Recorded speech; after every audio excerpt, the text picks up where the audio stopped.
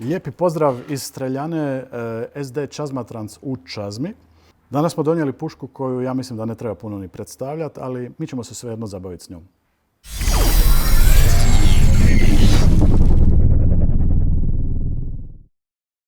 Znači, danas imamo na predstavljanju Blaser R8 Ultimate u kalibru 308 Winchester. Na R8 imamo optiku isto od Blasera 2.8 do 20x50 sa njihovim IC sustavom. Što to točno znači? Imate illumination control, nešto kao nekakav fake red dot u sredini koji se pojačava i smanjuje ovisno o intenzitetu okolnog svjetla. Prva posebnost koju ćete odmah primijetiti je puška nema okidač. Okidač je tu. Zašto je to tako? Pa za početak pitanje sigurnosti u transportu. Dok transportirate pušku možete tu poklopac držati. A ako hoćete spremiti pušku za gađanje, izvadite pravi okidač i stavljate unutra. No okidač je ujedno i okvir. U ovom slučaju 308 Winchester. Ajmo to pripremiti.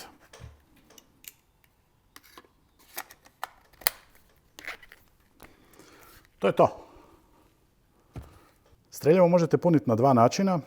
Možete izvaditi okvir skupa sa grupom okidača i puniti, mislim da stane 5 komada. Stavite unutra i puška je spremna. Ili možete klasično, unutra ima mali gumb. Ako se bojite da bi vam moglo to sve ispast u lovu, što ne bi bilo zgodno jer mislim da rezervni košta preko 400 eura, zakočite i onda punite pušku klasično odozgo. U ovom slučaju ćemo puniti ovako da izvadimo okvir i napunimo svih 5 komada. Za razliku od klasičnih lovačkih karabina ili drugih karabina, kod repetiranja kod njih je potrebno 4 radnje. Podizanje, povlačenje, vraćanje, sklapanje. Kod direct pulla, kod Blaserovog sistema, cijela priča se malo ubrzava. Natrag, napred, zatvorili ste zatvarač i puška je spremna za opaljanje. Opaljenje, opaliti.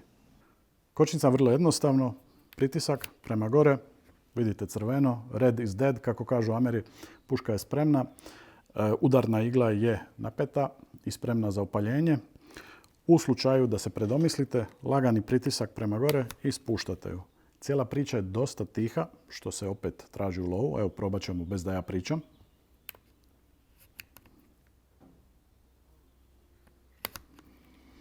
Kod modela Ultimate imate opciju da si pušku prilagodite do milimetra. Recimo čikrest, ne znam točno hrvatski izraz. Znači ovo je sad namješteno točno po nekakvoj mojoj preferenciji, ali pritiskom ovog gumba možete si točno namjestiti, ide ona još van, ide unutra još i onda si memorira točno poziciju, tako da ne morate svaki put nanovo namještati, nego pritisak i ona je uvijek u istoj poziciji.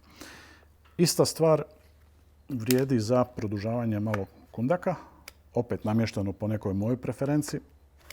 Možete ju još, ja mislim, duplo to izvući ako ste malo manji, odnosno malo veći, pardon. Ista stvar, uvijek se vraća u ovu poziciju koju ste vi memorirali. I za kraj, ajmo mi malo pušku drugačije okrenuti, možete si namjestiti kut.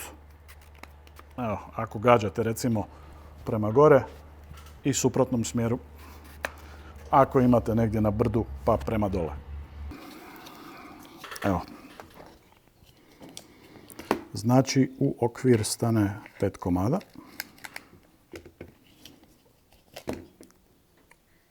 Ovo je metak.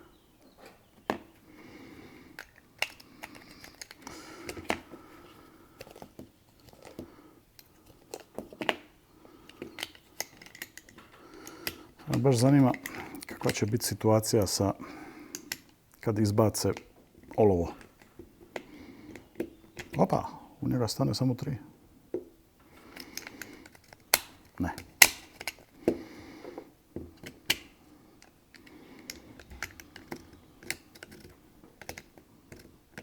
4 komada, to je to.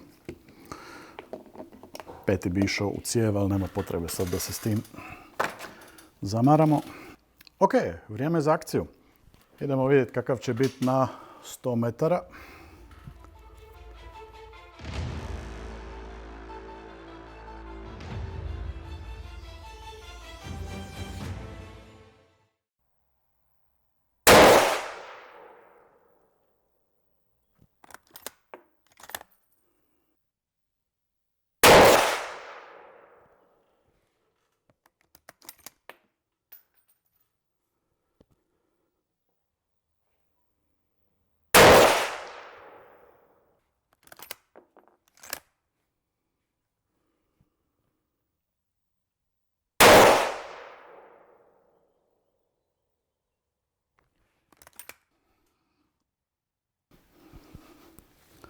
Evo, nije loše, sve u centar, između ova dva je možda manje od centimetra, ovdje je još manje, ovo je još najveće, rekao bi centimetar i pol.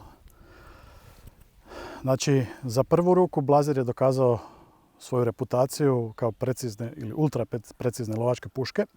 Međutim, sad ćemo isprobati još nešto po čemu je Blazer jako poznat, a to je da imaju jako specifični ili svoj sistem montaže. Optički nišan, snajper, ide direktno na cijev. I Blazer, ne znam da li garantiraju, ali hvale se time da ako skinete nišan, ako čak skinete cijev, vratite cijev na pušku, vratite optički ciljnik na cijev, bez promjene cijevi, znači u tu cijev u koju je nekoć bio upucan taj ciljnik, da ste opet u nuli. Znači, bez upucavanja, bez ičega, skinete optiku, skinete cijev, što god, vratite istu optiku na istu cijev, bez upucavanja, opet ste na nuli. Sad ćemo to isprobati i vidjeti da li ćemo dobiti sličan ili još bolje isti rezultat. Dobro, sad kad smo vidjeli prvu grupaciju, idemo isprobati tu legendarnu Blazerovu montažu i preciznost koja kaže, ako skinemo optiku, što je relativno lako, preko Blazerovog sistema. Tu imate dvije kvačice, okrenete ih, skinete.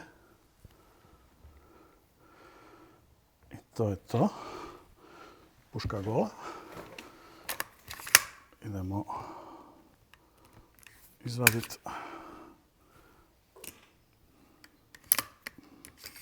skinuti zatvarač. I sad ćemo probati imbusom koji dobijete s puškom. Stvarno skinuti cijevi, vidjeti koliko je onda sve to precizno i stvarno u nuli jednom kad vratimo cijelu priču.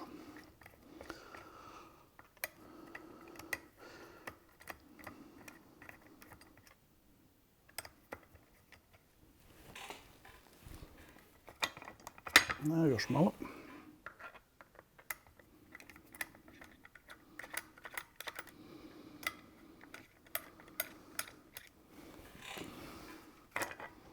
Evo ga, to je to. Lijepa cijev. Smo prihvatima za montažu, Blazerovu montažu. Mislim, možete vi tu uzeti i adapter i staviti nešto što je na Picatinny šini ili nekom drugom sistemu, ali čemu onda gubite na preciznosti ili, ajmo reći, glavni adut Blazerovih pušaka, a to je njihova montaža. Da vidimo. Idemo sad to sve vratiti. Vrlo jednostavno. Zakrenut. Imbus pritegnut.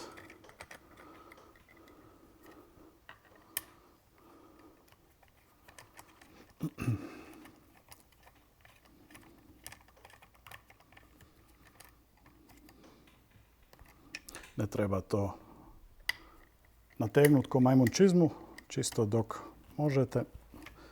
I to bi trebalo biti to. Vraćamo optiku gore.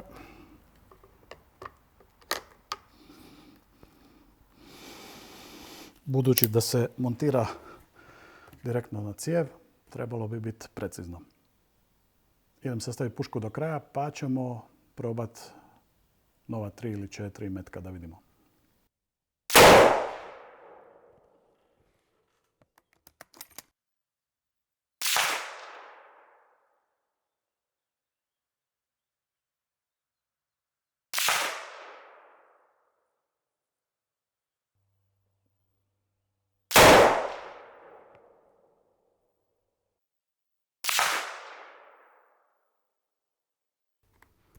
To je to. Idemo pogledati što smo napravili.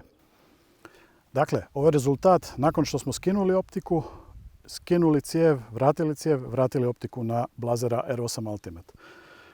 Ova dva zanemarite, to je moja krivnja, tu nisam bio dovoljno strpljiv.